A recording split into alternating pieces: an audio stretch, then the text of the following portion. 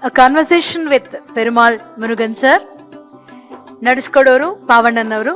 ಇವಾಗ over to you sir. Pavannan sir ಶುರು ಮಾಡಬಹುದು ಮಾತುಕತೆ.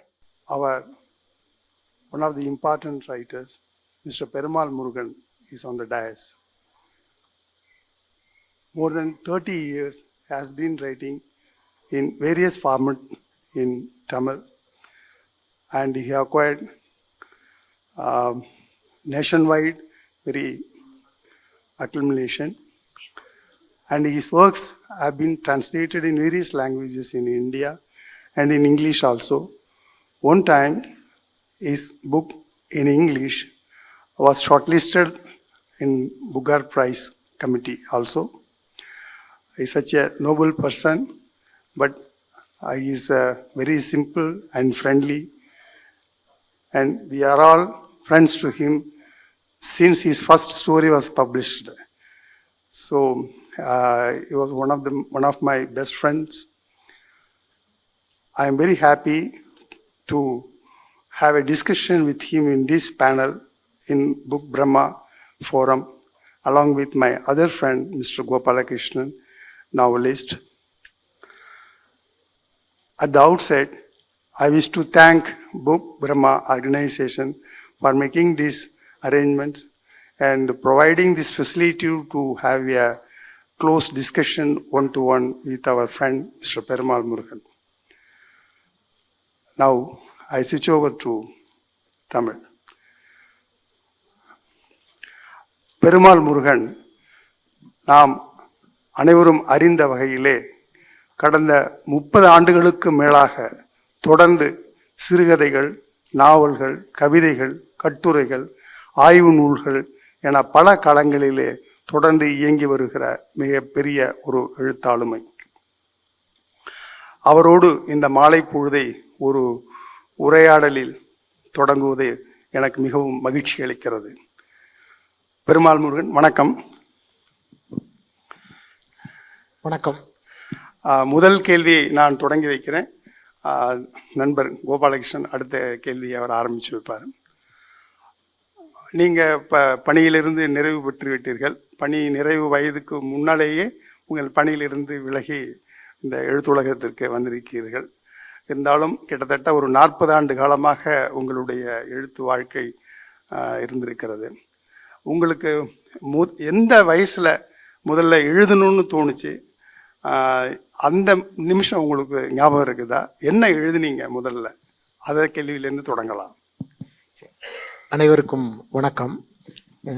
இந்த புக் பிரம்மா லிட்ரரி ஃபெஸ்டிவல் நம்ம தென்னிந்திய மொழிகளுக்கு அப்படின்னு நடத்துறது ரொம்ப சந்தோஷமாக இருக்குது. இது பற்றி இதனுடைய ஆர்கனைசர் சதீஷ் அவர்கள் என்னைய தமிழ்நாட்டுக்கு வந்து நேரில் பார்த்து பேசினார். அப்போவே எனக்கு இந்த ஐடியா ரொம்ப பிடிச்சிருந்துச்சு. நம்ம பொதுவாக இந்தியாவில் நடக்கக்கூடிய லிட்ரரி ஃபெஸ்டிவல் எல்லாமே ஒரு லாங்குவேஜுக்கு நடக்கும், அல்லது பெரும்பான்மையானவை ஆங்கிலத்தை அதை மையமாக வச்சு தான் நடக்கும். அப்படி இல்லாமல் நம்ம சவுத் இண்டியன் லாங்குவேஜஸ் இந்த 4 மொழிகளை மையமாக வச்சு நடத்துறதுங்கிறது ரொம்ப முக்கியமான ஒரு விஷயமா இருக்குது.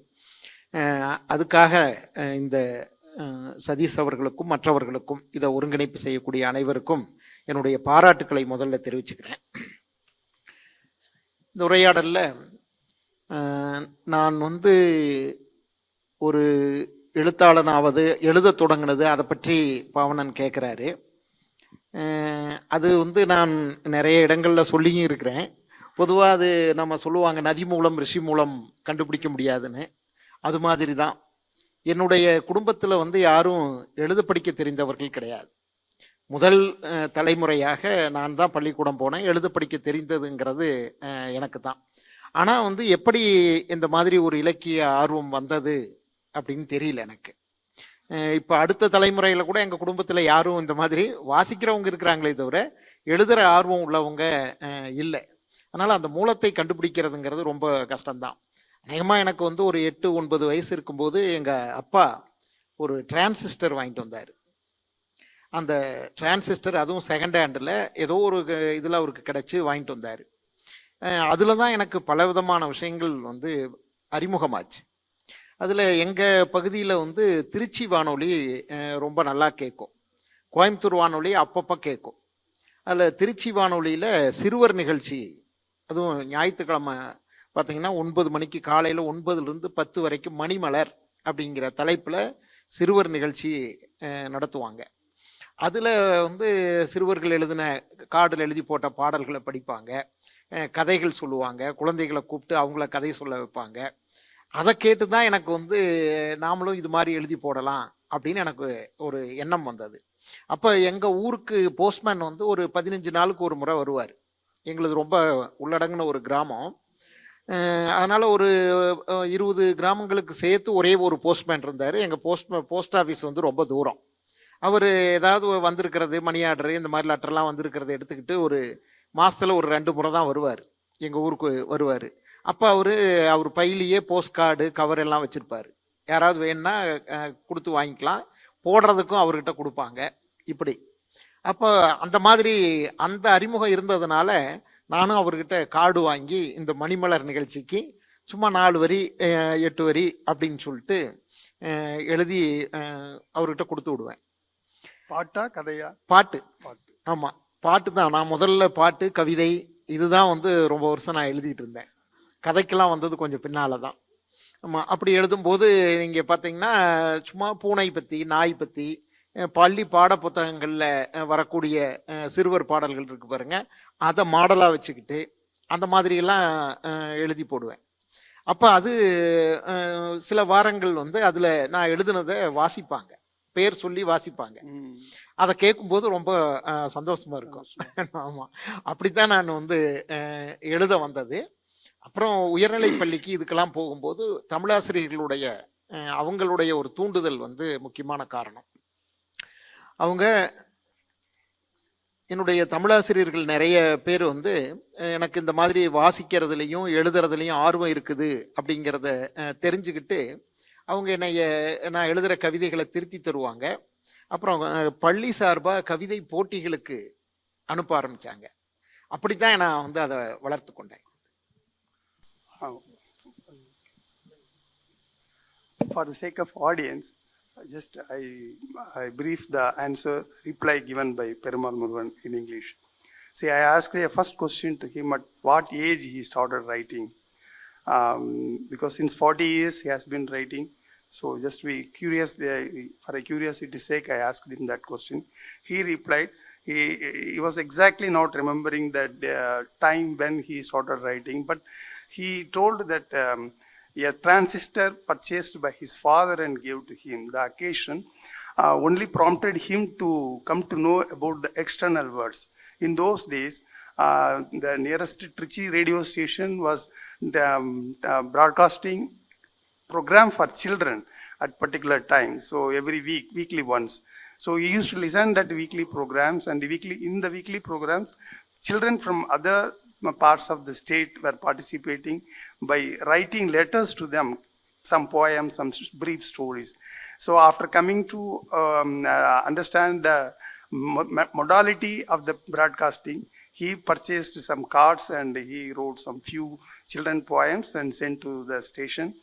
And fortunately, all the poems sent to the station were read by the announcer in the radio station. So that enthusiasm what he obtained through that, hearing his own name, his own sentences in the radio, prompted him to write more and more. So that's the event from where he started. வணக்கம் முருகன். வணக்கம். 40 வருஷத்துக்கு முன்னாடி நீங்கள் சொன்ன இந்த கல்லூரி பருவத்தில் நானும் முருகனும் ஒரே பருவத்தில் கல்லூரி பட்டப்படிப்புக்கு போனோம், வெவ்வேறு கல்லூரிகள். ஸோ தமிழ் இலக்கிய மன்ற போட்டிகளுக்காக அவருடைய கல்லூரியிலேருந்து நான் என்னுடைய கல்லூரியிலேருந்து போகும்போது சந்தித்து அப்போது அறிமுகமானவர்கள். அதுக்கப்புறம் மனோசையில் கதை எழுதும்போது திருப்பூரில் சந்திச்சிருக்கோம். அவருடைய முதல் நாவல் ஏறுவையில், அடுத்தது நிழல் முற்றம், அப்புறம் கூலமாதாரி, இந்த 3மே அந்த சமயத்தில் பதிப்பிக்கப்பட்ட சமயத்தில் நான் படிச்சிருக்கேன், அப்போவே பார்த்து பேசியிருக்கோம். இந்த 3மே ஒரு கிராமப்புற இளையனுடைய அந்த இளமைக்கால வாழ்க்கையை அடிப்படையாக கொண்ட ஒரு ட்ரையாலஜின்னு சொல்லலாம். ஸோ உங்களுடைய இளமை பருவத்தை அடிப்படையாக வச்ச இந்த கதைகள் எழுதப்பட்டிருக்கு, நாவல்கள் எழுதப்பட்டிருக்கு. ஸோ அந்த நினைவுகள், அதனுடைய இளமை காலத்தில் நீங்கள் சொல்லக்கூடிய அந்த கிராமத்து நினைவுகளை பற்றி கொஞ்சம் பகிர்ந்துக்கலாம். கோபாலகிருஷ்ணன் சொன்ன அந்த 3 நாவலும் ஒரு வகையில் பார்த்தீங்கன்னா ஒரு தொடர்ச்சி கொண்ட நாவல்கள்னு அவற்றை சொல்லலாம். நான் பின்னாடி மாதுருபாகன், ஆளவாயன், அர்த்தநாரி எழுதின போது அது 3ஐயும் அந்த ட்ரையாலஜி அப்படிங்கிற மாதிரி எல்லாரும் சொல்லுவாங்க. ஆனால் முதல்ல எழுதின இந்த 3 நாவல்களும் ஒரு தொடர்ச்சி இருக்கக்கூடியதை பார்க்கலாம். நான் 3ஆவதாக எழுதின கூலமாதாரியே கால அடிப்படையில் முதல்ல வச்சுக்கிட்டோம்னா, கூலமாதாரி முதல்ல, அப்புறம் ஏறுவெயில், அதற்கப்புறம் நிழல் முற்றம் அப்படின்னு வச்சுக்கலாம். இந்த 3 நாவல்கள்லேயும் அதில் பெரும்பான்மை என்னுடைய இளவயது அனுபவங்கள், நான் பார்த்தவை கேட்டவை, என்னுடைய சுற்றம், இந்த மாதிரியான பல்வேறு விஷயங்கள் வந்து அதில் இருக்குது.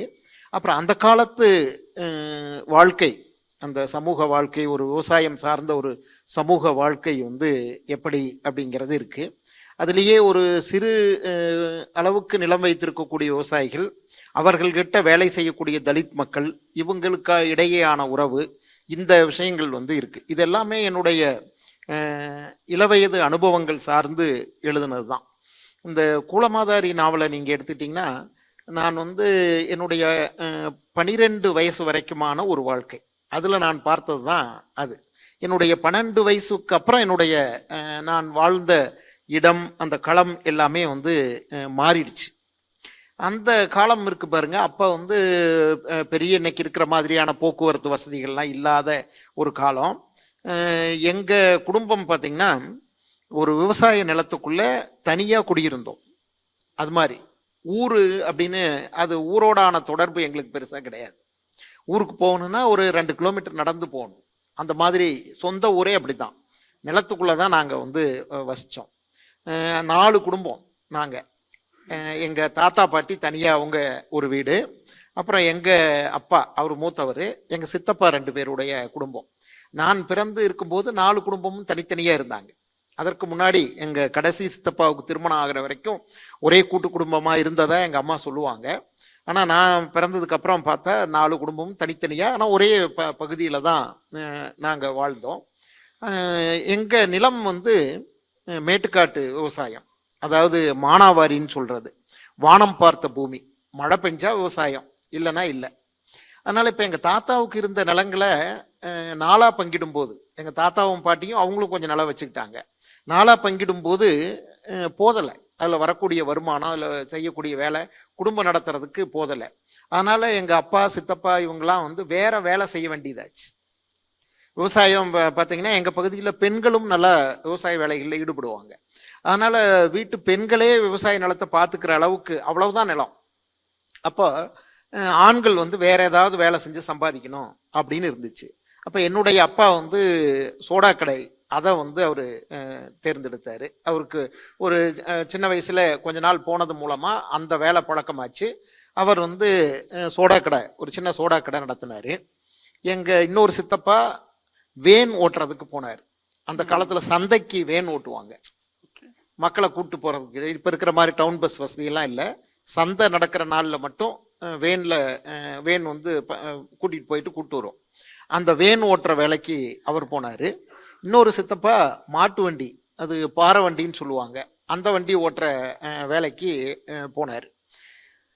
அந்த மாதிரி அதுதான். அதனால எனக்கு பார்த்தீங்கன்னா, இப்போ நான் சின்ன வயசாக இருக்கும்போது எங்கள் அப்பா பெரும்பாலும் சோடா இதுக்கு போயிடுவார். அவர் கொஞ்சம் வெளியூரில் பக்கத்தில் ஒரு 4-5 கிலோமீட்டர் தூரத்தில் இருக்கக்கூடிய இடங்களில் கடை வச்சிருப்பாரு, அங்கே போயிடுவார். வீட்டில் பார்த்தீங்கன்னா நான் அம்மாவுடைய பிள்ளையாக தான் நான் வளர்ந்தேன். எங்கள் அண்ணன் வந்து அப்பாவுக்கு சோடா கடைக்கு உதவி பண்ணுறதுக்கும் அப்பப்போ போயிடுவார். எங்கள் அம்மா என்னை விட மாட்டாங்க. ஏன்னு சொன்னால் சோடா கடையில் அந்த அதில் சில ஆபத்துக்கள் உண்டு. பாட்டில் வெடிச்சிரும். ஆமாம், அந்த கோலி சோடா பாட்டில் வந்து மெஷினில் சுற்றும் போதே வெடிக்கும். சில சமயம் இதில் எடுத்துட்டு சோடா பிடிச்சிட்டு எடுத்து வச்சு கொண்டு போகும்போது சைக்கிளில் இருக்கும்போது வெடிச்சிரும். இந்த மாதிரியெல்லாம் வந்து நடக்கும். அதனால் எங்கள் அப்பாவுக்கு எங்கள் அண்ணனுக்கெல்லாம் பார்த்திங்கன்னா கையில் கால்ல எல்லாம் நிறைய காயம் இருக்கும். ஆமாம், தழும்புகள் நிறைய இருக்கும். அது வெடித்து பட்டு காயம் பட்டு அந்த மாதிரி. அதனால் எங்கள் அம்மா வந்து எண்ணெயை வந்து அனுப்ப மாட்டாங்க. நான் ஒரு 8-9 வயசில் பார்த்தீங்கன்னா நானும் கொஞ்சம் சில வேலைகள் செய்ய வேண்டியதாச்சு. ஏன்னா என்னுடைய அப்பா எங்கள் வீட்டிலேயே ஒரு சின்ன கொட்டாய் போட்டு அதில் கடை வச்சுட்டார். அங்கேயே சோடா தயாரித்து வெளியில் பெட்டி கடைகள், பலசரக்கு மளிகை கடைகள் இதுக்கெல்லாம் கொண்டு போய் சோடா சப்ளை பண்ணுறது. அதனால் வீட்டிலேயே தயாரிக்கிற வேலை செஞ்சார். அதனால் நான் பாட்டில் கழுவி கொடுக்கறது, தண்ணி பிடிச்சி கொடுக்கறது இதெல்லாம் செய்யணும். அந்த பாட்டில் கழுவி கொடுக்கறதுல பார்த்தீங்கன்னா கிராக் பார்க்கறதுன்னு சொல்லுவாங்க. பாட்டில் நல்லா கழுவிட்டு இப்படி தூக்கி இப்படி பார்க்கணும், சுற்றி சுற்றி பார்க்கணும். ஏதாவது லேசாக விரிசல் லேசாக மைனூட்டாக தெரிஞ்சால் கூட அந்த பாட்டில் எடுத்துடணும். அந்த பாட்டில் தான் வெடிக்கும். ஆமாம், அப்படியெல்லாம் பார்த்தும் கூட வெடிச்சு என் கையில் இன்னைக்கும் அந்த தழும்பு இருக்கு. 3 தையல் போட்ட தழும்பு வந்து இன்னைக்கும் இருக்குது. இதுதான் எனக்கு ஏற்பட்ட பெரிய காயம். இது சோடா கடையினுடைய அடையாளமா இன்னைக்கும் இருக்குது. அதனால இந்த சோடா கடை வேலையும் எனக்கு நல்லாவே தெரியும். நான் 2003 நான் அரசு கல்லூரியில் அரசு பணியாளராக இருந்தேன். இப்போ பெரிய அரசு ஊழியர் ஸ்ட்ரைக்கு தமிழ்நாட்டில் வந்து ஏராளமான பேரை டிஸ்மிஸ் பண்ணிட்டாங்க. ஜெயலலிதா கவர்மெண்ட், அதிமுக கவர்மெண்ட்டு அப்போ டிஸ்மிஸ் பண்ணிட்டாங்க. எங்கள் ஆசிரியர்கள்லாம் நிறைய பேர் அழ ஆரம்பிச்சிட்டாங்க, என்ன செய்யறதுன்ட்டு. நான் சொன்ன இந்த தழும்பை காட்டி நான் சோடா கடை நடத்தி பிழைச்சிக்குவேன் அப்படின்னு சொன்னேன். அந்த அளவுக்கு அந்த தொழில் வந்து எனக்கு நல்லா தெரிஞ்சது. இப்போ இதெல்லாம் தான் இப்போ நான் சொன்ன 3 விதமான வாழ்க்கை. 2 சொன்னேன். 3வது என்னன்னா, நான் இப்போ ஒரு 12 வயசாக இருக்கும்போது எங்கள் நிலத்தை இது கவர்மெண்ட் வந்து ஹவுசிங் போர்டு வீடு கட்டுறதுக்காக எடுத்துக்கிட்டாங்க. அப்போ எங்களுக்கு யாருக்குமே எதுவுமே கொடுக்கல. அதாவது பணம் கொடுத்தாங்க, பணம் குறைவான பணம் கொடுத்தாங்க. இருக்கிறதுக்கு ஒரு இடமோ நிலமோ எதுவுமே கொடுக்கல. எங்கள் வீடுகளெல்லாம் அப்படியே காலி பண்ண வச்சுட்டாங்க. நான் எங்களுக்கு அதை எதிர்க்கிறதுக்கான இது விவரம் யாருக்கும் தெரியாது, யாரும் படிக்காதவங்க எல்லாருமே. அதனால் அதை எதிர்த்து ஒரு கேஸ் போடுறதோ, ஒரு குறைஞ்சபட்சம் குடியிருக்கிறதுக்கான இடம் வாங்குறதுக்கோ கூட எங்களுக்கெல்லாம் யாருக்கும், எங்கள் தாத்தா பாட்டிக்கோ அப்பா அம்மாவுக்கோ யாருக்கும் தெரியாது. அதனால் எல்லாரும் அந்த இடத்த விட்டு காலி பண்ணுற மாதிரியான ஒரு சூழ்நிலை வந்துடுச்சு. அது வந்து ஒரு பெரிய இதாக இருந்துச்சு. கிட்டத்தட்ட ஒரு 4-5 ஆண்டுகள் வந்து எங்கள் குடும்பம் அப்படி சிதறி போய் இருந்துச்சு. அதனுடைய வழியெல்லாம் வந்து ரொம்ப பெருசு. இந்த இப்போ சொன்ன நான் இந்த 3 விஷயங்கள் தான். முதல்ல வந்து அந்த நிலம் சார்ந்த வாழ்க்கை. எங்கள் நிலம் மானாவாரி நிலம்ங்கிறதுனால அதில் விவசாயம் கம்மியாக இருக்கும். ஆடு மாடுகள் தான் முக்கியமானதாக இருக்கும். அதனால் அந்த ஆடு மாடு மேய்க்கிற அந்த வாழ்க்கையை வந்து குலமாதாரி நாவலில் எழுதினேன். அதற்கப்புறம் அந்த ஹவுசிங் போர்டுக்கு நிலம் எடுத்துக்கிட்டு எங்கள் குடும்பமெல்லாம் எப்படி பிரிஞ்சு போச்சு. அதில் கிட்டத்தட்ட ஒரு 70-80 ஏக்கர் எடுத்தாங்க. அதில் ஒரு 30 குடும்பங்கள் இருக்கும். எல்லாரும், நாங்களும் எங்கள் பங்காளிகள் எல்லாரும் பிரிஞ்சு போக வேண்டியதாச்சு. அந்த அனுபவத்தை தான் ஏறுவெயில் நாவல் எழுதினேன். அப்பா சோடா கடை நடத்துனதுனால இந்த நிலத்தை ஹவுசிங் போர்டுக்கு எடுத்துக்கிட்டதுக்கு அப்புறம் அவர் என்ன பண்ணாருன்னா, அப்போ எங்கள் ஊரில் புதுசாக கட்டப்பட்ட ஒரு தியேட்டருக்கு முன்பணம் கட்டி அங்கே சோடா கடை நடத்துறதுக்கு எடுத்தார். அது அப்போ வந்து ஒரு 10,000 ரூபாய் முன்பணம் கட்டினார். 1977 10,000 ரூபாங்கிறது மிகப்பெரிய ஒரு தொகை. எங்கள் குடும்பத்துக்கே வந்து ஒரு 25,000 தான் அரசாங்கம் நஷ்டஈடாக கொடுத்தாங்க. எங்கள் அப்பா கொண்டு போய் 10,000 அங்கே கட்டுறாருன்னு உடனே எல்லாரும் வீணா போயிடும், பணம் போச்சு அப்படின்னு எல்லாம் சொன்னாங்க. நான் அப்பாவுக்கு வந்து ஒரு அந்த தொழில் பற்றி ஓரளவுக்கு தெரிஞ்சதுனால அவர் நம்பிக்கையோட கட்டி ஒரு 8 வருஷம் ஒரு திரையரங்கத்தில் சோடா கடை நடத்தணும். அதில் கிடைச்ச அனுபவங்கள் தான் நிழல் முற்றம். இப்படி அந்த இளம் பருவ வாழ்க்கை ஒரு 17-18 வயசு வரைக்குமான ஒரு வாழ்க்கையிலிருந்து தான் நான் இந்த 3 நாவல்களை வந்து எழுதினேன். Gopalakrishnan asked a question. Bhavanan அப்படி வச்சுக்கோங்க. See, he has written 3 novels in the initial stage. One novel by Yeruvail, and then Kulamadari, and then Nidal Mutram. Taking these works into consideration, our Gopalakrishnan asked a question. These 3 novels were written as one by one, but seems to be a trilogy because all these 3 novels were towards various periods of a young boy, various stages and various cross sections of a young boy's life has been picturized in the novels.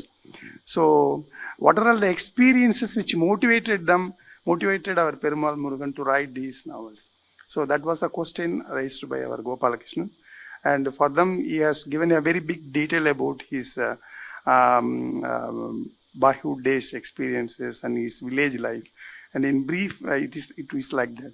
See, he born in a family which was in a very remote village. And his father has two brothers, and his grandpa and grandma were living only in that land. See, that was very away from the village. But they used to live in the land only. They cannot live in a separate place because his life was like that. He has to work in that land and he has to live in that land only.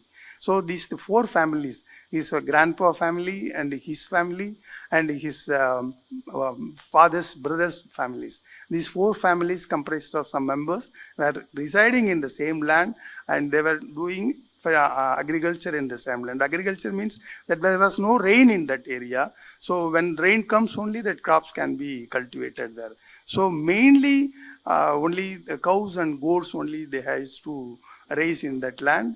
And with that only they have to find out their own earnings. So up to 9 years that he lived in that life, that very remote village and a remote land, and in that land the goats and bullocks and small agricultural life. So that experiences has given one dimension of the life. After 9 years, and what happened is these lands are having no, this government has taken it for raising. Our housing board construction wing has taken up their land and given a small compensation to them.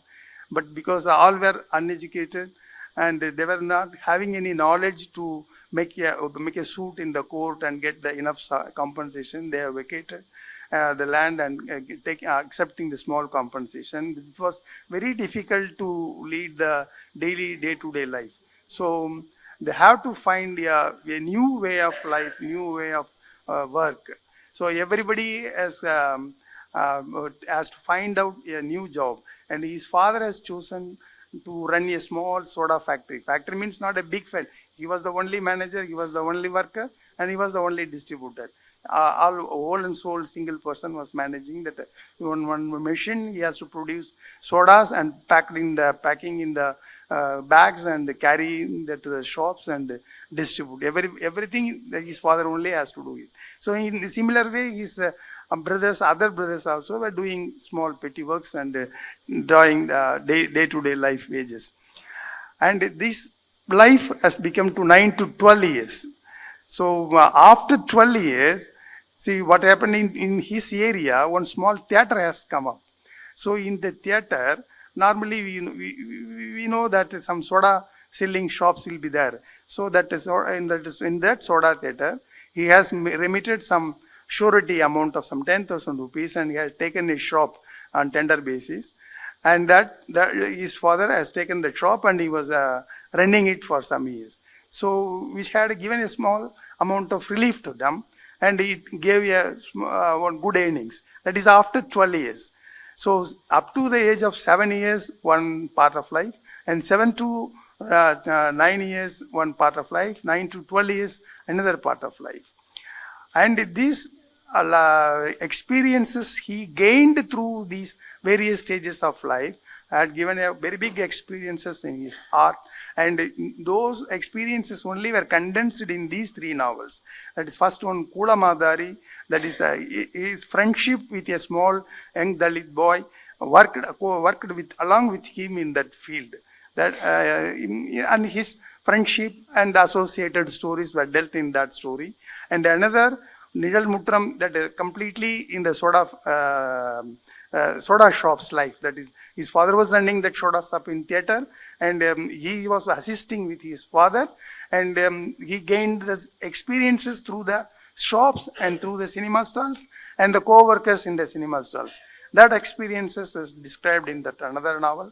And after 12 years, that is the life that completely it was picturized in the air reel.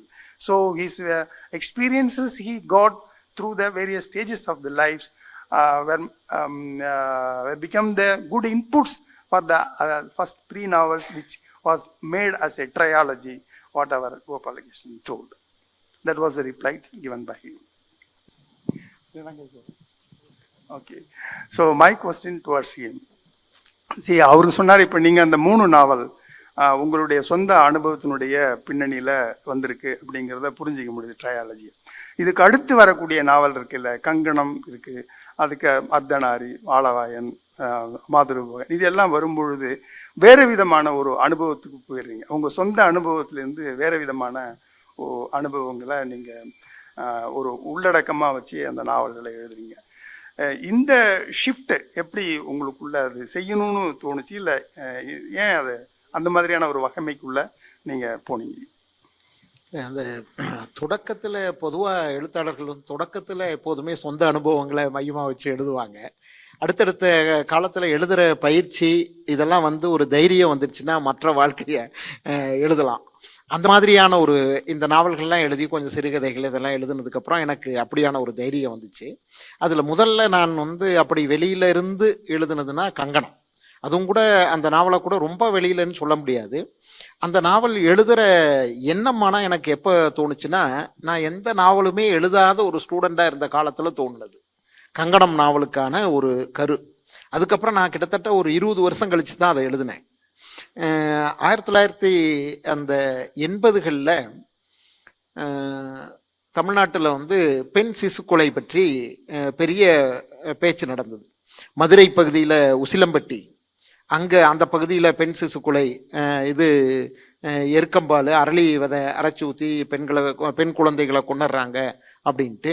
Salem பகுதியிலையும் அதே மாதிரி கொண்டுடுறாங்கன்ட்டு இந்த செய்திகள் எல்லாம் பரவலாக அப்போ ஒரு பெரிய விவாதமாக நடந்தது. நான் அப்போ கல்லூரி மாணவனாக இருந்தேன். பெரிய விவாதமாக நடந்தது. அதுக்கான காரணங்கள் எல்லாம் என்ன சொன்னாங்க அப்படின்னு சொன்னால், வரதட்சணை பிரச்சனையினால, இது வறுமை காரணமாக பெண் குழந்தைகளை கல்யாணம் பண்ணி கொடுக்க முடியாது அப்படிங்கிறதுனால கொண்டுடுறாங்க என்று அப்படிதான் ஒரு உரையாடல் விவாதம் பத்திரிகைகள்ல எல்லாத்துலேயுமே ஆமாம் ஆமாம். இவர் பாரதி ராஜா கருத்தம்மான படம் எடுத்தாரு, அதுலேயும் அந்த மாதிரி தான் இருக்கும். அதே போல் ராஜம் கிருஷ்ணன் மன்னகத்து பூந்துளிகள்னு ஒரு நாவல் எழுதினாங்க. அவங்க உசிலம்பட்டியில் போய் நேரில் அங்கேயே சில மாதங்கள் இருந்து அந்த அனுபவத்தை வச்சு எழுதினாங்க. ஆனால் இதெல்லாம் படிக்கும்போது எனக்கு என்ன தோணுச்சுன்னா, எங்கள் பகுதியிலையும் பெண் சிசு கொலை உண்டு. ஆனால் இங்கே வறுமையினால் கொன்னதா இல்லை, நல்லா நிறைய நிலம் வச்சுருப்பாங்க, ஒரு வசதியாகவே இருப்பாங்க. ஆனால் பெண் குழந்தைகளை பிறந்து கொண்டுருவாங்க. நிலம் பிரிஞ்சு போயிடக்கூடாது, சொத்து பிரிஞ்சு போயிடக்கூடாது அப்படிங்கிறதுனால. நீங்கள் தமிழ்நாட்டிலேயே முதல்ல குடும்ப கட்டுப்பாடு ரொம்ப தீவிரமாக அமுலானது கொங்கு பகுதியில் தான். ஆமாம், ஒரு குழந்தை 2 குழந்தை. ஆமாம், 1960 70களிலேயே அந்த மாதிரியான ஒரு முறை வந்துருச்சு. எமர்ஜென்சியின் போது குடும்ப கட்டுப்பாட்டை வலியுறுத்தி சட்டம் போட்டாங்கல்ல. ஆனால் அதுக்கும் முன்னாலேயே அந்த திட்டம் அமலான காலத்திலேயே இந்த பகுதியில் அது வந்துருச்சு. இப்போ எங்கள் குடும்பத்தில் பாருங்கள், நான் 2 பசங்க தான். நாங்கள் எங்கள் சித்தப்பா வீட்டில் 3 பொண்ணுங்க. ஏன் 3 பொண்ணுங்க அப்படின்னு சொன்னால், பையன் வேணுங்கிறதுக்காக பெற்றுக்கிட்டது தான்.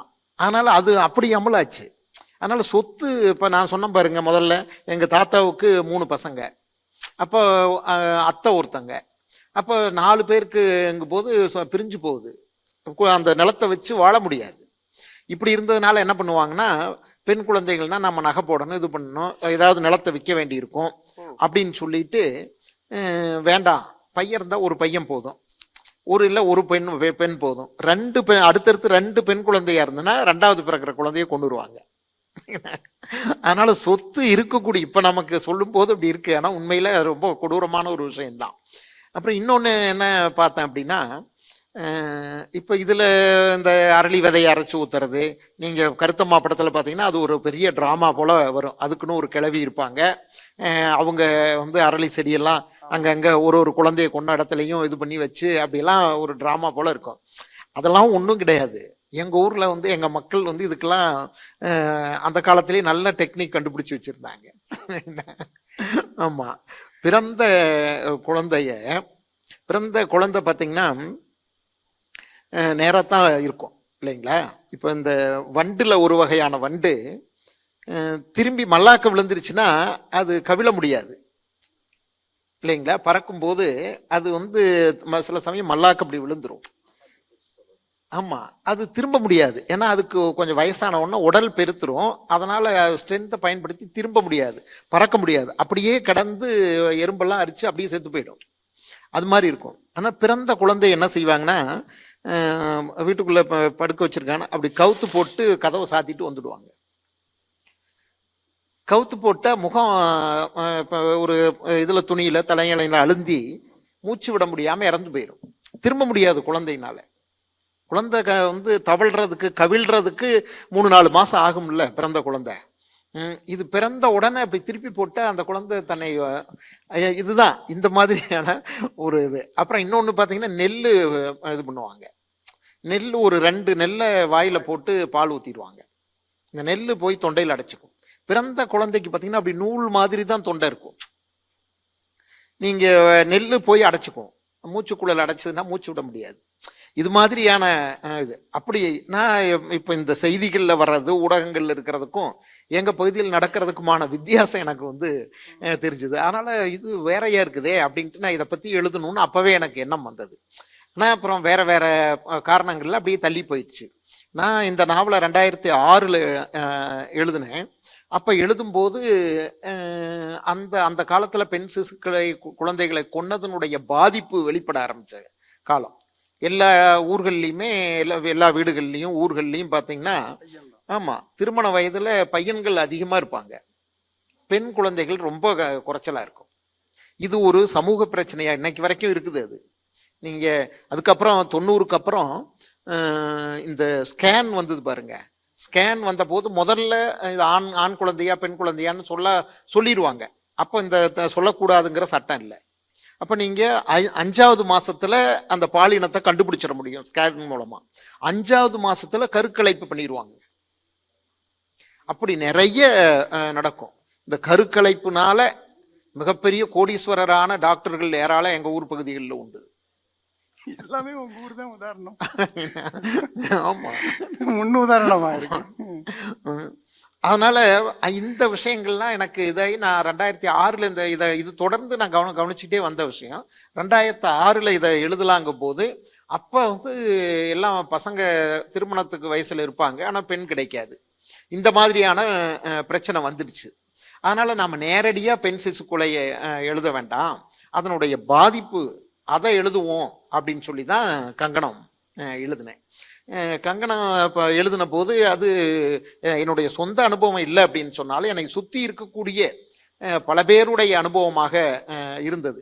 அதனால் அது இன்னைக்கும் நிறைய பேர் என்ன சொல்லுவாங்கன்னா, அந்த நாவலை படிச்சுட்டு என் கதையை நீங்கள் எப்படி எழுதுனீங்க அப்படின்னு கேட்பாங்க. அப்படி ஏராளமான பேர். ஆமாம், அந்த மாதிரி அந்த நாவல் இப்போ எழுதின போது எனக்கு இப்படி நம்ம பார்க்குற விஷயங்களை நம்மளால் எழுத முடியும் அப்படிங்கிற ஒரு நம்பிக்கையை அது கொடுத்துச்சு. அதனாலதான் அதற்கப்புறம் மாதூர் பாகனுக்கெல்லாம் இன்னும் கொஞ்சம் 50-60 வருஷம் முன்னால போய் எழுதினேன். ஆலண்டா பட்சி கூட அந்த மாதிரி தான். ஆலண்டா பட்சி எங்க முன்னோர்களுடைய ஒரு கதை தான். அது எங்க பாட்டி சொல்லி நான் கேட்டது.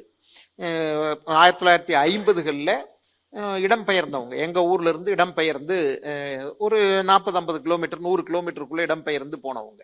இப்போ இந்த மாதிரியான விஷயங்களை எல்லாம் அதுக்கப்புறம் தான் எழுத ஆரம்பிச்சேன். Okay, I'll make a brief. So I raised a question that as he explained in for the first question, the trilogy novels had his experiences from his boyhood days. But whereas from his 4th novel onwards, 4th, 5th and 6th, 7th novel onwards, and the plot became very transparently different. They were not having any connection with his boyhood days or his college days, anything. It was totally different and totally independent. So I made a question, what made him to shift the content from his boyhood experiences, from the other kind of experiences, and why he sought the other mode of writings. For him, for that question, he replied, that after writing these 3 novels, he gained a sort of confidence that he could capable of doing, he could write, capable of writing a novel on a best theme, though it was not directly related to him and indirectly related to him. The experiences or the informations gathered about the one subject gave him a good confidence in writing the informations in a very novel way. In as a first attempt, he has made a novel Kankanam.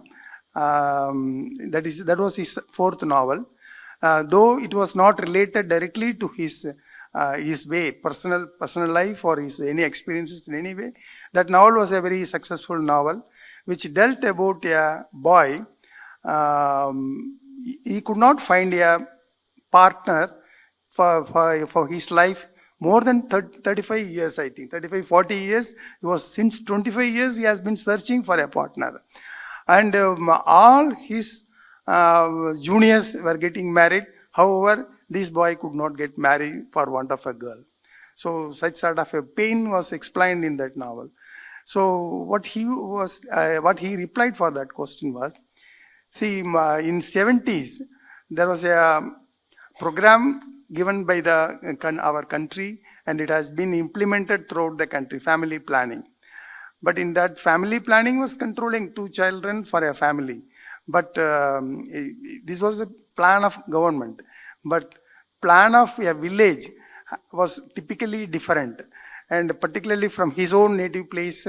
And they have been following a small system that because if a family has more than 3 children or 4 children, and his property has to be shared for the 4 children. And but the property could not be shared, because if the property is shared in more shares, and leading the life will become very difficult. As in his own life, his grandpa was having a very big land where the 4 families were happily living. When the land was divided for the 4 families, that they could not live a peaceful life, and for a piece of bread they had to go away and they had to do the other works also. So in such situations, the family is taking a decision. If the family has 1 female child, that is sufficient. If the second female child borns, and they had a practice of killing it in the sense, and he has explained a method which is really heartbreaking. A baby always should be slept like this only, that is facing upward. It cannot roll, it cannot be kept back, because that bone strength and all has to come after some 6-7 months only. The baby should roll on itself. Then only it can be turning the floor side. But the practice of killing made the people to, as soon as the baby is known as a female baby, as a 2nd or 3rd baby, and the mother or any elder used to keep the baby upside down, that is facing the earth. So the baby which cannot breathe or which cannot roll, after some times it used to pass away. So that was the practice followed by his area for killing the female child. So what happened, see, this was the practice. But because of this practice, after some 20 years, it had a bad consequences. No family was having female child. And the male boys who were grown up in their village could not find any partner, because all the families were having only boys, no girls. And how can they find out the partner? That became a very big social task for them. So a boy coming out of the college or school, after up to 40 years, he has been waiting for his marriage. He could not find a girl. So that social problem, through his own, the informations collected from his experiences, he compiled it together and made that novel, and Kankana. In that similar way, he has written the other novel, and which was told by his grandma in about 50 years back, what happened in those days. So in that way, he conceived the various kind of plots from the stories heard from the elders, or from the stories heard from the colleagues, or from the other people of the society, and collected the various informations, and he could find good themes for the plots of the other novels, and he was successful in those transformation also.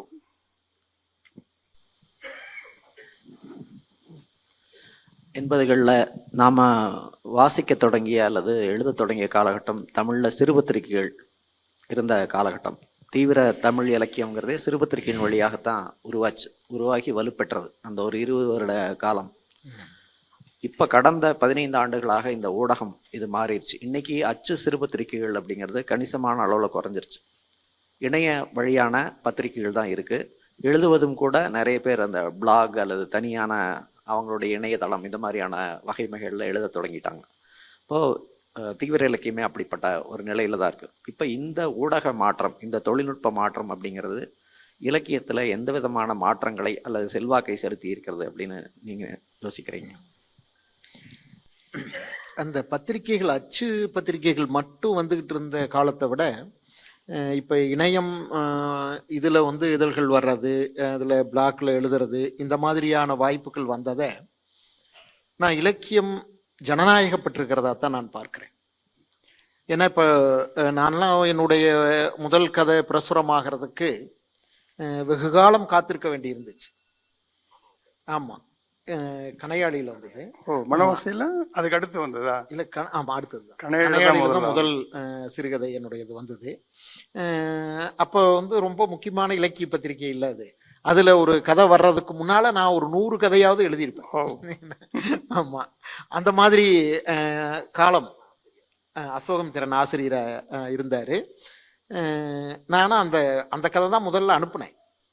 அதுக்கு முன்னாடி எதுவும் அனுப்பலை. அப்போ எனக்கு ஒரு பேராசிரியர் கோயம்புத்தூரில் BST arts காலேஜில் நான் எம்ஏ படிக்கும்போது மருதநாயகம்னு ஒரு பேராசிரியர் இருந்தார்.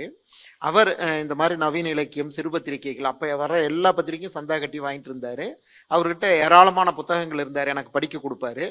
அவர்கிட்ட தான் நான் கதை எழுதி கொடுத்துக்கிட்டே இருப்பேன். வாரம் ஒரு கதை கட்டாயம் கொடுத்துருவேன். அந்த மாதிரி அவர் படித்து பார்ப்பாரு, எதுவும் சொல்ல மாட்டார். எங்காவது திருத்தங்கள் அது இது இருந்ததுன்னா இதை திருத்திக்கோ அப்படின்னு மட்டும் சொல்லுவார். பத்திரிகைக்கு அனுப்ப சொல்ல மாட்டார். நான் ரொம்ப நாள் வெயிட் பண்ணேன், அவர் வந்து பத்திரிகைக்கு அனுப்ப சொல்லுவாரா அப்படின்னு பார்க்கறதுக்கு ரொம்ப நாள் வெயிட் பண்ணேன். இப்போ ஒரு நாள் வந்து நான் எம்ஏ செகண்ட் இயர் படிக்கும்போது 1987, அப்போ வந்து ஒரு கதை எழுதி காலையில் போன போது அவர் இருந்தார். அவர்கிட்ட கொடுத்துட்டு நான் வகுப்புக்கு போயிட்டேன். அந்த வகுப்பு முடியும் போது இவர் பார்த்தீங்கன்னா என்னை வகுப்பு ஒட்டி பக்கத்தில் வந்து வாசலில் நின்றுக்கிட்டு இருந்தார். நின்றுட்டும் வா அப்படின்னு கூப்பிட்டு போனோன்னு இந்த கதைக்கு என்ன தலைப்பு வச்சுருக்க அப்படின்னு கேட்டார். தலைப்பு ஒன்றும் வைக்கலிங்கய்யா அப்படின்னு சொன்னேன். உடனே அவரே நிகழ்வுன்னு ஒரு தலைப்பை எழுதி கோடு போட்டு இதை கணையாளிக்கு அனுப்பி வை அப்படின்னு சொன்னார். அப்படிதான் வந்து அந்த கதை கணையாளிக்கு அனுப்புனது. அதுக்கப்புறம் அப்போ வந்து அந்த அனுப்பி ஒரு கிட்டத்தட்ட ஒரு 6-7 மாதம் கழிச்சு தான் கணையாளியில் பிரசுரமாச்சு. அது பிரசுரம் ஆகுதா இல்லையா எந்த தகவலும் தெரியாது. கணையாளி நாம் வாங்கி ஒவ்வொரு மாதமும் வருதான்னு பார்ப்போம். ஒரு 4-5 மாதம் வராது அப்படின்னு முடிவு பண்ணு. அப்புறம் பார்த்தீங்கன்னா ஒரு 7 மாதம் கழிச்சு அந்த கதை வந்தது. ஒரு கார்டு எனக்கு, அதுக்கு அந்த கதை வர்றதுக்கு ஒரு 15 நாளுக்கு முன்னாடி அசோகமித்திரன் ஒரு கார்டு வந்தது. அவர் ஒரு குட்டியாக ஒரு எழுத்துல எழுதுவார். அதில் வந்து இந்த மாதிரி இந்த கதை எனக்கு பிடித்திருந்தது அப்படின்னு எழுதிட்டு அந்த எனக்கு பிடித்திருந்ததுக்கு நடுவில் ஒரு இன்சர்ட் குறி போட்டு மேலே மிகவும் அப்படின்னு எழுதியிருந்தார். இன்னமும் அந்த கார்டு வச்சுருக்கேன் நான். ரொம்ப எனக்கு பெரிய சந்தோஷமாச்சு. ஏன்னா அசோகமித்திரன் மிகப்பெரிய எழுத்தாளர். அவர் வந்து கதை மிகவும் பிடித்திருக்கிறதுன்னு எழுதியிருக்காரு அப்படின்ட்டு. அப்புறம் அதுக்கு அடுத்த மாதம் கணையாளியில் வந்துச்சு. அது இந்த மாதிரி ஒரு கதை பிரசுரம் ஆகிறதுக்கு இவ்வளவு காலம் காத்திருக்க வேண்டியதாக இருந்துச்சு. இன்னைக்கு இணையம் வந்ததுக்கப்புறம் நீங்கள் பார்த்தீங்கன்னா என்ன எழுதினாலும் வந்து உடனே நீங்கள் எதுலையாவது ஒன்றில் போட்டுற முடியும். ஆமாம், இன்னைக்கு இணைய பத்திரிகைகள் கூட தமிழில் ஏராளம் இருக்குது. ஏதாவது ஒன்றில் போட்டுற முடியும், இல்லை நீங்கள் தனியாக பிளாக் தொடங்கி போட முடியும், முகநூல் மாதிரியானதில் போட்டுற முடியும். அதனால் ஒரு இலக்கியம் ஜனநாயகப்பட்டிருக்குது. பழைய காலம் மாதிரி அவ்வளவு கஷ்டப்பட வேண்டியது இல்லை அப்படிங்கிறது தான் எனக்கு தோணுது. இன்னொன்று அப்புறம் நாம் 1960-70களில் இருந்த மாதிரியே இன்றைக்கும் நம்ம சிறுபத்திரிகைகள் அதெல்லாம் இருக்கணும்னு நமக்கு அவசியம் இல்லை. அது ஒரு காலகட்டம், அது முடிஞ்சு போச்சு. இப்போ இந்த காலகட்டம் வேற மாதிரியான ஒரு கட்டமாக இருக்குது. இன்னைக்கு நம்ம தீவிர இலக்கியத்துக்கும் வெகுஜன இலக்கியத்துக்கும் இடையேயான அந்த கோடுகள்லாம் அழிஞ்சு போச்சுன்னு நினைக்கிறேன். இன்னைக்கு எந்த வாரப்பத்திரிகையும் தொடர்கதைகள் வெளியிடுறது இல்லை. ஆமாம், அந்த ஒரு பக்க கதை அரைப்பக்க கதைன்னு வெளியிடுற அந்த கான்செப்ட் எல்லாம் கூட கிட்டத்தட்ட முடிஞ்சு போச்சு. எல்லாத்தையும் முகநூல் மாதிரியான இடம் எடுத்துக்கிடுச்சு. அதனால இப்போ நாம் என்ன செய்ய வேண்டியிருக்குன்னா, இந்த இணைய இதழ்கள் இணையத்தில் வரக்கூடியவற்றிலிருந்து தேர்ந்தெடுத்து வாசிக்க வேண்டியதாக இருக்கு. அந்த தேர்வு செய்யறது இன்னைக்கு வாசகருக்கான ஒரு பொறுப்பாக இருக்கு. அதே போல் அந்த காலகட்டத்தில் பெரிய பெரிய கட்டுரைகள்லாம் சிறுபத்திரிகைகளில் போடுவாங்க, மிகப்பெரிய விவாதங்கள் நடக்கும். அதில் பல கட்டுரைகள் வாசகர்களுக்கு புரியுதா புரியலையானே தெரியாது, அந்த மாதிரியான மொழி நடையெல்லாம் இருக்கும். அது ஒரு வகையில் வாசகர்கள் மேலே செலுத்தக்கூடிய ஒரு வன்முறையாக தான் இருந்துச்சு. அதனால் சிறுபத்திரிகைகள் காலத்தில் எல்லாமே நல்லதுன்னு நம்ம சொல்லிட முடியாது, நிறைய விஷயங்கள் இருந்துச்சு. இன்னைக்கு அப்படி இல்லை.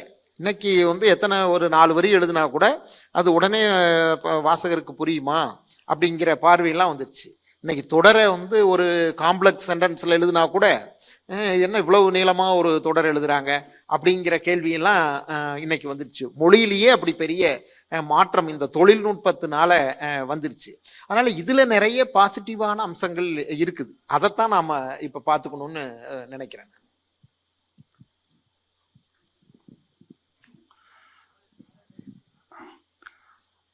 Before going this question, I wanted to say one thing which I forgot previously.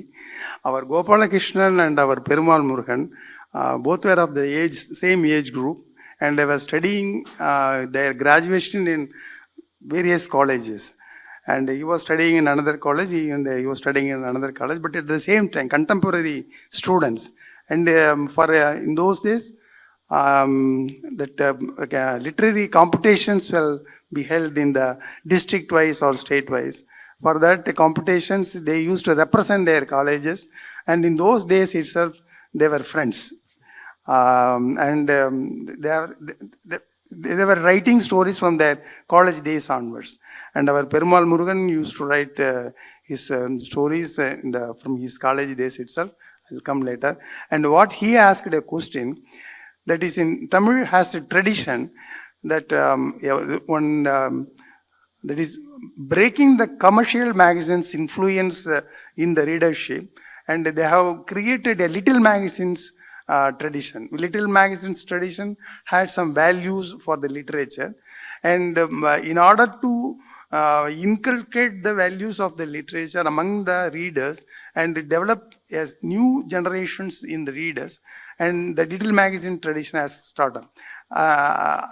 Through that Little Magazine tradition only, all the important writers, right from Pudumai Pittan and up to our Perumal Murugan,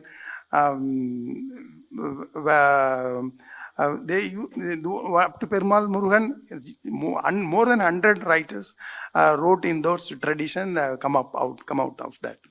But after 2000, after the globalization, this internet has opened up a new gate, that now the net magazines started coming, and those who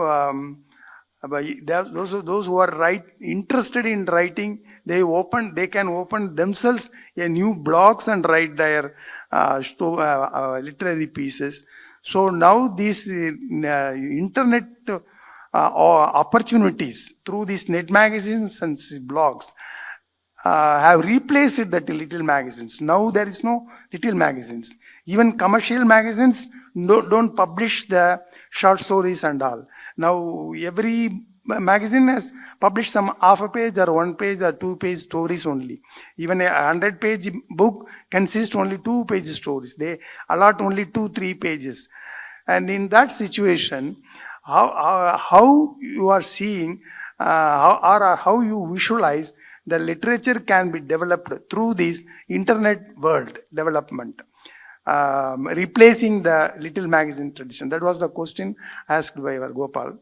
And for that, Perumal Murugan replied, but he takes this, this challenge was good only because it is one way of democracy, and this internet has given a opportunity for all the people to write, and those who had real talent or those who had real input to share with others will consistently, and they will grow, or they will go ahead with their journey. Or those who are only for passing the time started writing means they will stop out by automatically, or 1 year or 2 years, and nothing will happen. But this anyway, this internet has opened up a new world, new channels for the young chaps. When he was as a student, when he was reading in MA, he started writing his stories. Before his first story published in the little magazine, which was called Kanayali, and for that editor was our great writer, Mr. Ashok Mitran. When those were the days, if the Ashok Mitran published a story in Kanayali, he was the writer. So that was the acclamation considered by those literary people, and this was one kind of testimony. It was a certificate. Ashok Mitran published a story in Kanayali means he is a writer.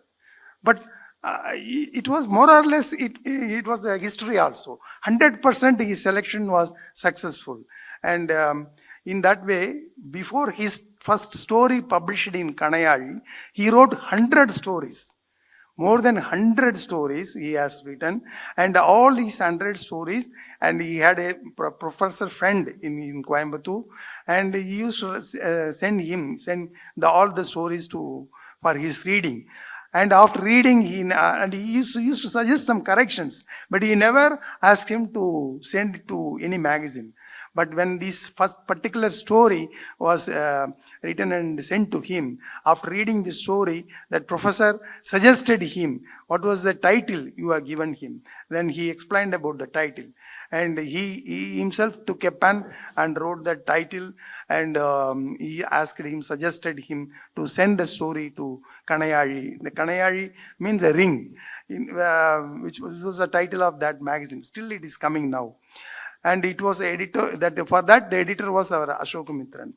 And he sent the story. After 6 months, he had received a card from Ashok Mitran saying that story was selected for publication. And the next month, the story was published. That was history behind the first story publishing. For a writer to see his own writing in print, it took nearly 100 stories. But for today, the time has changed. The internet magazine, today morning you write and send to the e-magazine's editor, and evening it is published. And so this gives an opportunity. If he has a talent, or if he possesses the strength, definitely he will come up. And if it is only a time pass entertainment, automatically it will stop. Nothing, no loss, no gain. If he is able to produce more stories, automatically he will come up in his life as a writer. And he himself can establish himself as a writer. But the internet media is no way a stumbling block, or it is a threat to the literature world. That was the reply given by Perumal Murugan.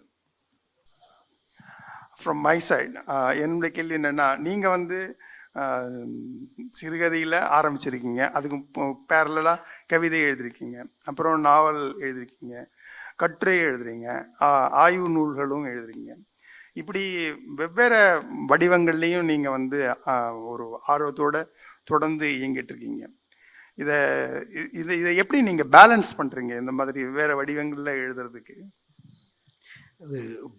இதுவும் வந்து எப்படி எழுதுகிற ஆர்வம் வந்ததுங்கிறதுக்கு சொல்கிற மாதிரியான ஒரு பதில் தான்.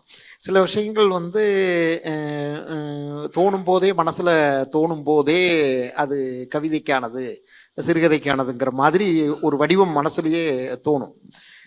பெரும்பாலும் கவிதைக்கு தோணக்கூடியது பார்த்தீங்கன்னா அப்போ உடனடியாக எழுதுகிற மாதிரியானதாக இருக்கும். 1 நாள் 2 நாளில் அது வந்து எழுதி முடிச்சிடும். அப்படியானது தான் கவிதைக்கு தோணும். கதைக்கெல்லாம் அப்படி இல்லை. கதைக்கு நீங்கள் மனசில் விழுந்துரும். அதுக்கப்புறம் அது இருந்துக்கிட்டே இருக்கும். அது எப்போ ஒரு நாள் எழுதுவோம். கவிதைக்கு அப்படி எழுதலான்னு விட்டோம்னா முடியாது, அது காணாமல் போயிடும். ஆனால் கதைக்கு அந்த மாதிரி இது மாதிரி ஒரு வித்தியாசம் கொஞ்சம் பார்த்து சொல்ல முடியுமே தவிர, எப்படி ஏன் அது இது வந்து கவிதைக்கானதாக தோணுது, இது கதைக்கானதாக தோணுதுங்கிறத சொல்ல முடியாது. சில சமயங்களில் வந்து மாறியும் நடக்கும். ஒரு கதைக்கான விஷயத்த கவிதையாக எழுதியிருக்கேன், அப்படி எழுதியிருக்கேன்.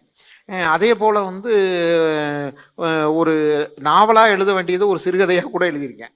அந்த மாதிரி சில சமயம் சில சிறுகதையை விரித்து நம்ம நாவலாக்கிடலாம் அப்படின்லாம் தோணும். அது மாதிரி இந்த மாதிரியான விஷயங்கள்லாம் இருக்கும். அதே சமயம் நான் ஃபிக்ஷனுக்கு எனக்கு வந்து அதுக்கும் இதுக்கும் ஒரு பிரச்சனை எப்போவும் வராது. ஏன்னா நான் ஃபிக்ஷனுக்கு எனக்கு எப்போதும் நான் ஃபிக்ஷன் எழுதுறது தான் கஷ்டம், ஃபிக்ஷனை விட நான் ஃபிக்ஷன் தான் கஷ்டம். ஏன்னா அதுக்கு வேற புத்தகங்களை பார்க்கணும், ஒர்க் பண்ணணும். இது வந்து என் மனசுல இருந்து வரும். நீங்கள் சில டீட்டெயில்ஸை வேணா நான் வந்து கேதர் பண்ணிக்க வேண்டி இருக்கும் ஒரு கதை எழுதுறதுக்கு. ஆனால் கட்டுரைகளுக்கு அந்த மாதிரி இல்லை. அதுவும் நான் வந்து ஒரு அகாடமிஷியனாக இருந்த காரணத்தினால எனக்கு அந்த மாதிரியான ஒரு ரெஃபரன்ஸ் எல்லாம் இல்லாமல் என்னால் எழுத முடியாது. அதனால் ரெஃபரன்ஸுக்கெல்லாம் புத்தகங்களை தேடுறது, பார்க்குறது, அதை படிக்கணும், குறிப்பெடுக்கணும், இப்படி அது வந்து ரொம்பவே டைம் எடுத்துக்கும். அந்த காரணத்தினாலேயே நான் நிறைய நான் ஃபிக்ஷன் நிறைய நல்ல நல்ல விஷயங்கள்லாம் தோணும், அது அப்புறம் எழுதிக்குவோம் அப்படின்னு தள்ளி போட்டு வச்சிருவேன். அது See, I asked the question that he has been writing short stories, poetry, and novels, research works, and essays, and other papers also. So, in all the formats he has been writing. So, I asked him how to balance all these various sort of modes in writing. So, for that he replied, it's, as a creative writing, he has to wait for that inspiration because it has to happen. But he cannot decide, today I have to write a poetry, I am going to write a poetry. Such sort of things will never happen. Though story, whether it is a story or a poetry, some inspiration should have happened. So that inspiring moment only decides and which format will be suitable for that inspiring concept. So suppose if the concept inspired by any moment is suitable for poetry, he will write a poetry. Suppose if the concept is suitable for a short story, he will write for a short story. But he has to wait for that inspiration. It has to happen. So that was the reply. Regarding that non-fiction requires only details only. Because for writing a non-fiction or a essay, but basic outline will be decided in the early stage itself.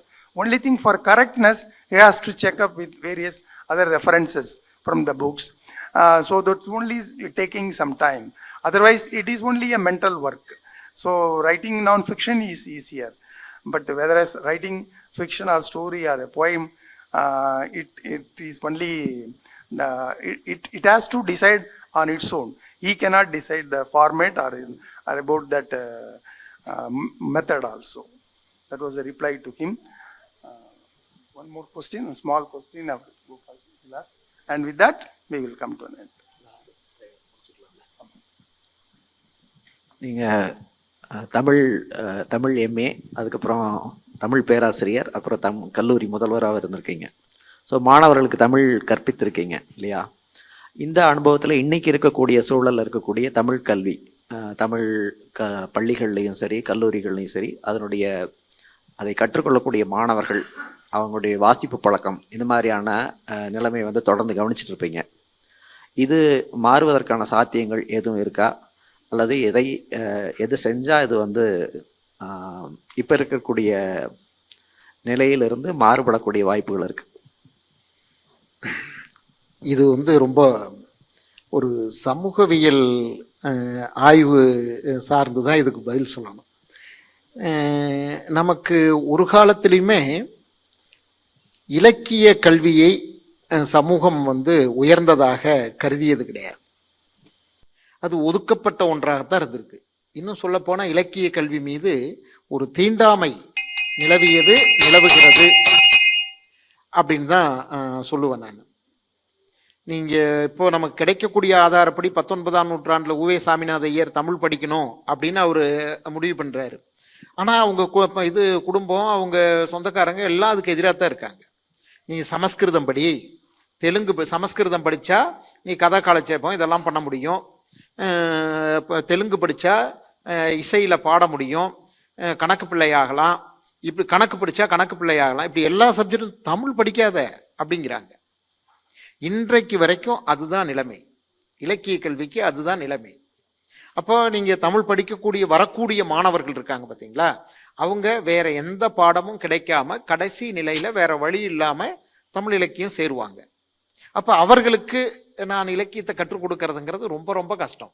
இன்னும் சொல்லப்போனால் அது அவங்களுக்கு அதுவும் அந்த மாதிரி வரக்கூடிய மாணவர்களுடைய குடும்ப பின்னணி பார்த்தீங்கன்னா, அவங்க குடும்பத்தில் யாரும் பெரும்பாலும் படிச்சிருக்க மாட்டாங்க, படிச்சிருந்தாலும் பள்ளி கல்வி அளவுக்கு தான் இருக்கும்.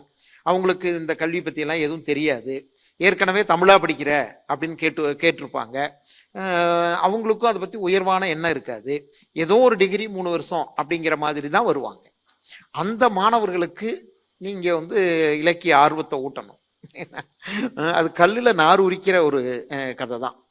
ரொம்ப ஒரு வகுப்பில் 2 பேர் 3 பேர் அதில் இந்த மாதிரி ஒரு வாசிப்பு பழக்கத்துக்கு வந்தாங்கன்னா அது உண்மையில் பெரிய சாதனை அப்படின்னு தான் நான் நினைப்பேன்.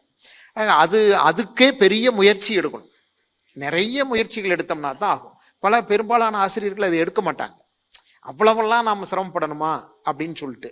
So, in brief, I tell you, and say Gopal has asked a question that he was a literature student and he completed his college days and he worked as a professor in college.